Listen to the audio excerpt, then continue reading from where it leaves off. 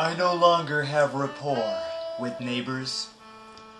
Where there were once friendly relationships, I have tried to know ones of self-interest, but my kindness was repaid inside scorn. If any neighbor died by a murder, the neighbors would not be inconvenienced.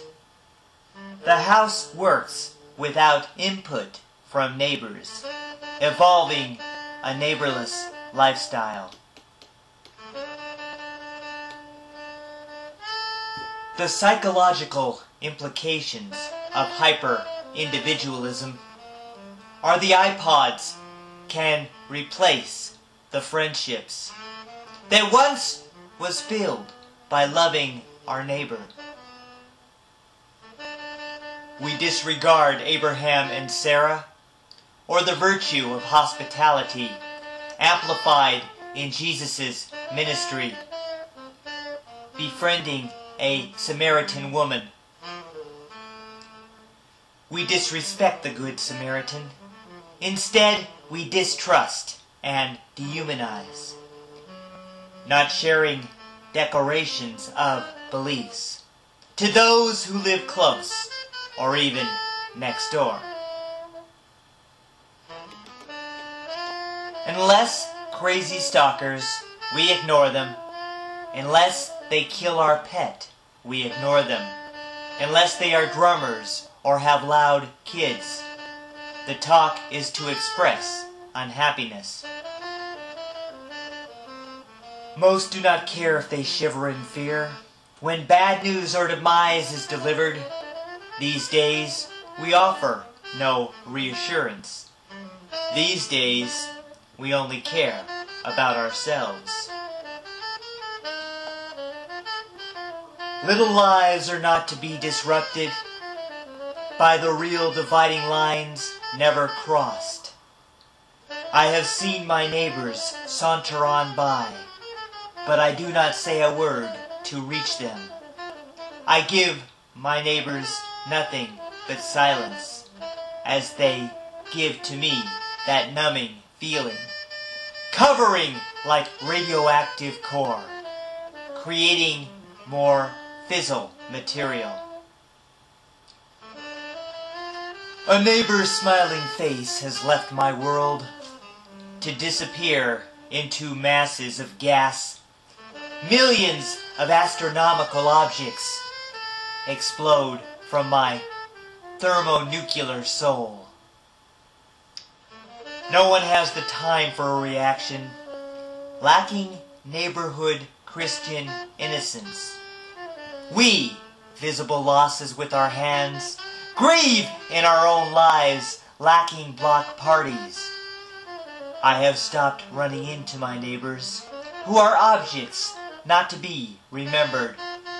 A gaseous mass in space, with mourning for deplorable acts radiating. We perpetuate horror on neighbors by refusing to take notice of them, ensuring our neighbors will not unite. I have not taken the time to know one, yet most neighbors do not wish to be known. As in smoke and debris, our neighbors drown in the immersion of distrust and fear. I do not know their favorite baseball teams, or why one neighbor has a grease-stained tie. We are lost inside pride and dignity, becoming disconnected characters. We have something in common besides fear. Even through the different ethnicities. Yet, even on holidays, we are crude, bringing out the unpleasant in people. We are actors in horrid episodes, with character traits never dissected, pushing dramatic buttons without words, then aggravating without a question. Sometimes I wish they were like my parents, by asking, "When are you getting married? What do you intend to do with your life?" at least a connection lost in small talk.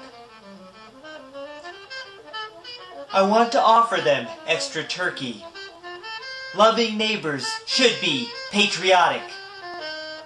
My grandfather has talked about those days, inviting the neighbors for Thanksgiving. We are the generation gap of us. I have cringed through these obtuse traditions. Secretly, I want to protest against secrets not revealed and hearts never bore. I would like to simmer the melting pot outside of my self-defined harmony, no longer responding to phobias, no longer loading over indulgence. We now disrespect biblical teachings, as fragility leads to apathy, and rising revulsions lead to blindness, insulting them as fat, lazy, stupid. I have found the stupidity in me, becoming addicts to all addictive, dependent on potentially harmful characteristics and mannerisms. I, not without physical sensation, can remove fright and put on a new face. I have taken the easy way too long. I have ability to redefine.